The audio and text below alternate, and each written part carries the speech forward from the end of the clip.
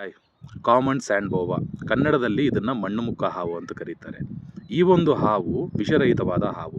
ರಾತ್ರಿ ವೇಳೆ ಅಧಿಕವಾಗಿ ಹೊರ ಬಂದ್ಬಿಟ್ಟು ಇಲಿ, ಕಪ್ಪೆ ಮತ್ತೆ ಬೇರೆ ಹಾವುಗಳನ್ನ ಬೇಟೆಯಾಡಿ ತಿನ್ನೋ ಒಂದು ಹಾವಾಗಿರುತ್ತೆ. ಇಂಡಿಯಾದಲ್ಲಿ ಬಂದು ಪ್ರಮಾಣವಾಗಿ 3 ವಿಧದ ಸ್ಯಾಂಡ್ ಬೋವಾ ನಿಮಗೆ ಸಿಗುತ್ತೆ. ಒಂದು ಕಾಮನ್ ಸ್ಯಾಂಡ್ ಬೋವಾ, ಇನ್ನೊಂದು ರೆಡ್ ಸ್ಯಾಂಡ್ ಬೋವಾ, ಮೂರನೇದು ಬಂದು ಅಧಿಕವಾಗಿ ಪಶ್ಚಿಮ ಘಟ್ಟ, ಹಾಗಾದ್ರೆ ವೆಸ್ಟರ್ನ್ ಘಾಟ್ಸ್ ಅಲ್ಲಿ ಸಿಗೋ ವಿಟೇಕರ್ ಸ್ಯಾಂಡ್ ಬೋವಾ. ಇದನ್ನ ಮಣ್ಣು ಮುಕ್ಕ ಹಾವು ಅಂತ ಏನಕ್ಕೆ ಕರೀತಾರಂದ್ರೆ, ಇದು ಬಂದು ನೆಲದ ಮೇಲೆ ಮಾತ್ರ ಓಡಾಡೋದಿಲ್ಲದೆ ಸ್ವಲ್ಪ ಲೂಸ್ ಇರೋ ಮಣ್ಣು ಸಾಯಿಲ್ ಇದ್ರೆ ಆ ಲೂಸ್ ಇರೋ ಮಣ್ಣೊಳಗೂ ತೋಡ್ಕೊಂಡು ಹೋಗುತ್ತೆ. ಅದೇ ಬಂದು ಇದ್ರ ಸ್ಪೆಷಾಲಿಟಿ. ಅದಕ್ಕೆ ಇದನ್ನ ಮಣ್ಣು ಮುಕ್ಕ ಹಾವು ಅಂತ ಕರೆಯೋದು. ಈ ಒಂದು ಹಾವು ಬಗ್ಗೆ ಮಾತಾಡುವಾಗ ನನ್ನ ತಲೆಗೆ ಬರೋದು ಬಂದ್ಬಿಟ್ಟು, ಈ ಹಾವಿನ ಮೇಲೆ ಜನರಿಗಿರೋ ಒಂದು ಮೂಢನಂಬಿಕೆನೇ ನನಗೆ ಬರೋದು. ಅಂದ್ರೆ ಇದ್ರ ಮೇಲೆ ಅಷ್ಟೊಂದು ಮೂಢನಂಬಿಕೆಗಳಿದೆ. ಒಂದೊಂದಾಗಿ ಹೇಳ್ತೀನಿ. ಮೊದಲನೇದು ಬಂದ್ಬಿಟ್ಟು, ಇದಕ್ಕೆ 2 ತಲೆ ಇರುತ್ತೆ.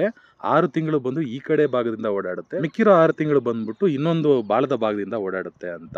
ಬಟ್ ಅದು ಬಂದು ಒಂದು ತಪ್ಪಾದ ಮಾಹಿತಿ ಆಗಿರುತ್ತೆ. ಇದಕ್ಕಿರೋದು ಒಂದೇ ಒಂದು ತಲೆನೇ. ಬಾಲನೂ ಬಂದ್ಬಿಟ್ಟು ಮಂಡಾಗಿರೋದ್ರಿಂದ ಅದು ತಲೆ ಥರ ಕಾಣಿಸ್ಬೋದು ಅಷ್ಟೇ.